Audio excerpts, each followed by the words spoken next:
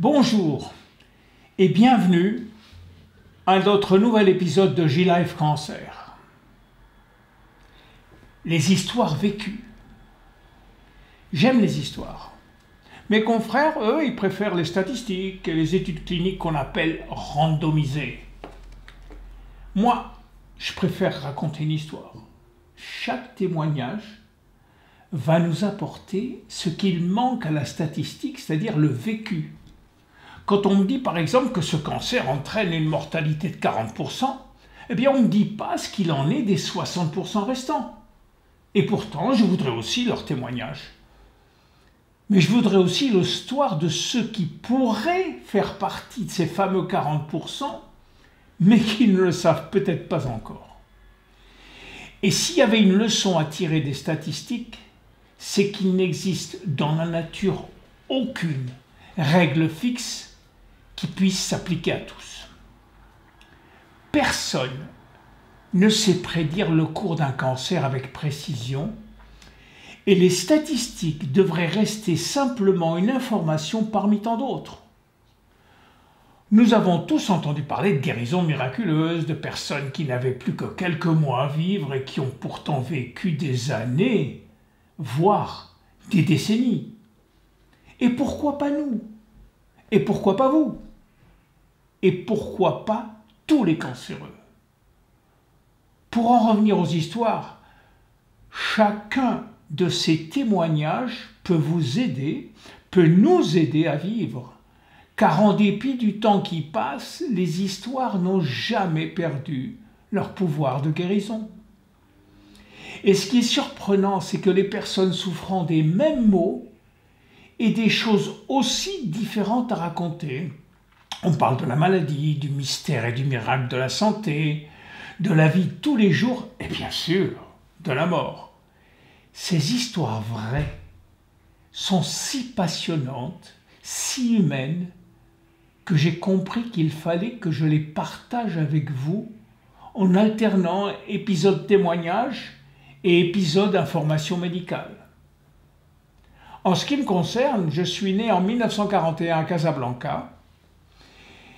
Et pour continuer avec les histoires, il était de coutume dans ma famille de se réunir tous les vendredis soirs et après le dîner, le patriarche de la table, en l'occurrence mon père, nous racontait toutes sortes d'histoires. C'était ainsi que la sagesse se transmettait, me disait-il. Oui, depuis, j'ai appris que ce sont les histoires des autres qui nous apportent la sagesse. Après une enfance et une adolescence heureuses, j'ai continué mes études à la faculté de médecine de Montpellier, puis le concours d'internat à Nice, et enfin une spécialité, l'anesthésie et la réanimation, que j'ai exercée pendant plus de 20 ans dans le sud de la France.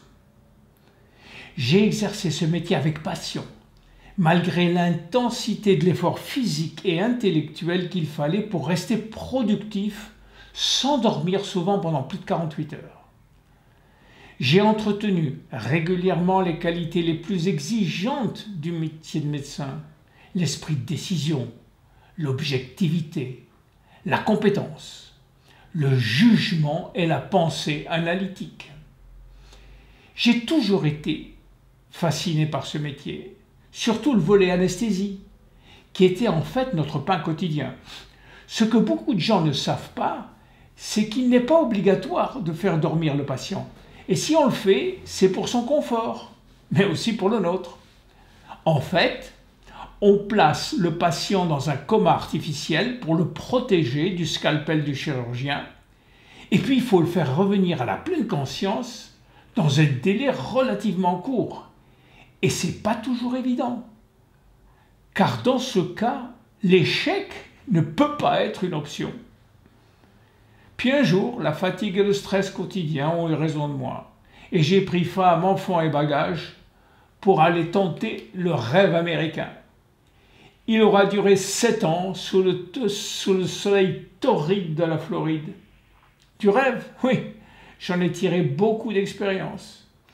Une expérience qui, bien sûr, a eu un coût. Une façon de dire qu'on est rentré dans France sans sou. Depuis, grâce à mon expérience médicale et mon long séjour aux États-Unis, je suis devenu un consultant pour de grandes sociétés. Et je parcours le monde, partageant mes histoires de santé dans toutes les langues. Mes ennuis de santé ont commencé il y a 35 ans, par la découverte d'une maladie auto-immune redoutable qu'on appelle la polyarthrite rhumatoïde qui ronge toutes vos articulations. J'ai combattu et je continue toujours à combattre cette maladie invalidante et douloureuse en ajustant ma thérapie, en l'adaptant au fur et à mesure des découvertes et croyez-moi, c'est un combat de tous les jours. À cause ou grâce à cette maladie, je suis devenu un médecin qui compte avant tout sur mes mécanismes naturels. Puis est arrivé le premier cancer en 2016, un cancer de la prostate. Il faut dire que je m'y attendais un peu compte tenu de ce que j'avais lu dans la littérature médicale et de mes 76 ans. Et lorsque mon PSA, qui est un marqueur biologique spécifique, a brutalement augmenté, j'ai immédiatement consulté un neurologue. Mon seul souci à l'époque, c'était l'extension de la tumeur et les examens radiologiques, heureusement, n'en ont pas trouvé. Après une biopsie qui a confirmé les résultats, j'ai subi un traitement par radiothérapie ciblée. J'ai refusé le traitement hormonal malgré l'insistance de mon neurologue et j'ai bien fait. Aujourd'hui, ce cancer de la prostate est un vieux souvenir qui peut peut-être ressurgir, mais que je contrôle. Ai-je eu de la chance ? Je pense plutôt avoir été bien informé et bien préparé, car je me renseignais régulièrement sur les méthodes de détection précoce.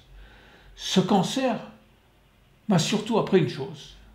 Le cancer tue car on lui laisse le temps de le faire. Et c'est ma capacité à réagir vite qui m'a sauvé des métastases. Ceci dit, ce cancer a beaucoup changé la vision que j'avais de la vie. Ce cancer m'a appris à prendre le temps de m'écouter. Il a fallu que survienne un imprévu pour m'arrêter, le temps de m'asseoir autour de la table de ma vie, de comprendre ma propre histoire et peut-être de la raconter un jour, d'écouter celle des autres et de les raconter aussi. J'ai réussi à trouver un rythme de paix avec moi-même tout en ayant une activité professionnelle encore débordante pour mon âge. Et j'ai continué à vivre parmi les vivants, comme un vivant, un jour à Hong Kong, puis à Sydney, puis à Sao Paulo, et ainsi de suite.